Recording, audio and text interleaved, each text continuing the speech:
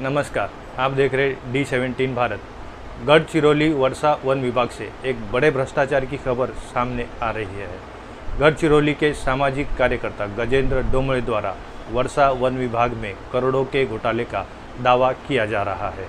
भ्रष्टाचार करने वाले अधिकारियों पर महाराष्ट्र सरकार से कार्रवाई करने की मांग भी कर रहे हैं। तो चलिए देखते हैं क्या कह रहे हैं गजेंद्र डोमड़े। मी गजेंद्र डोंबरे, सामाजिक कार्यकर्ता गडचिरोली। वडसा वन विभागामध्ये अंतर्गत येणारे चेन फिक्सिंग, बी टेंडरिंग असे असंख्य कामामध्ये कोट्यावधी भ्रष्टाचार झालेला आहे आणि हा भ्रष्टाचार उघड होण्याची शक्यता आहे।